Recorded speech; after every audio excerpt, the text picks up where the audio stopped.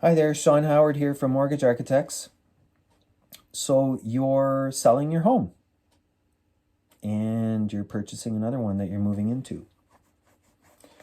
The best advice that you can get from a mortgage broker in that scenario is to find out if you can port your existing mortgage. And I hope that most brokers will tell you this.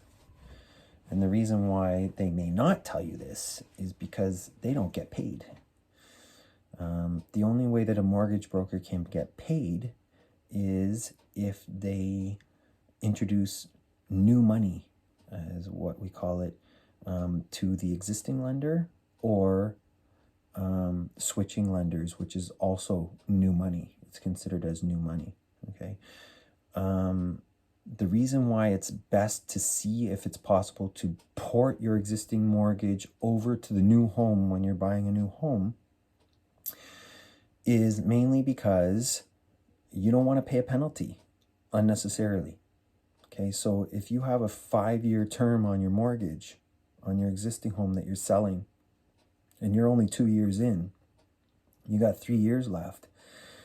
I mean, if you try to get out of that mortgage and get a brand new mortgage at the new property, you're undoubtedly going to be paying a penalty.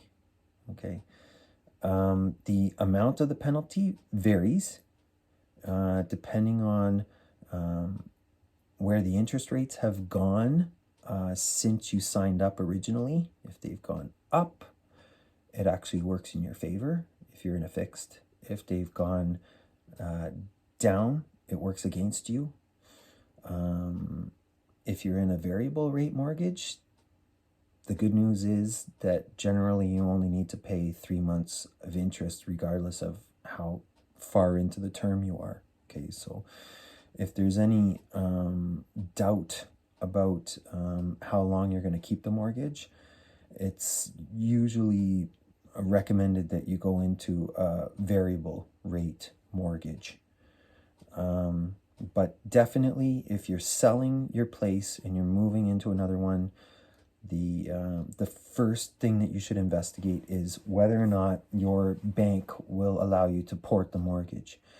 And when you port it, mainly what you are doing is you're applying for a brand new mortgage completely, but the bank gives you a break because you're keeping your business with them.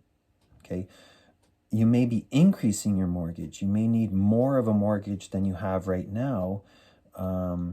Then what they will do is they will add the additional amount to the mortgage.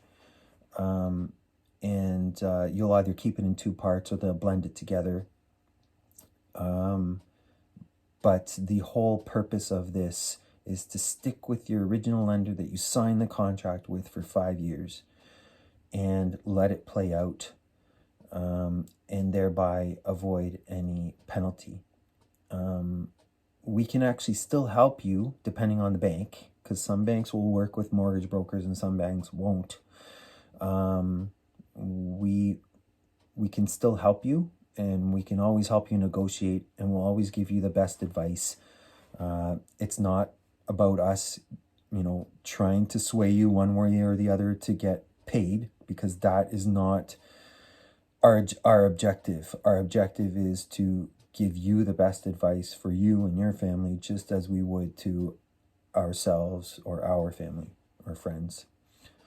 So that's kind of the idea. Now, one thing to be careful of when you are selling your home and purchasing another one, we've come across many cases where the people who are selling the home thought that their home was worth more than what it actually was. They thought it would sell faster than it did.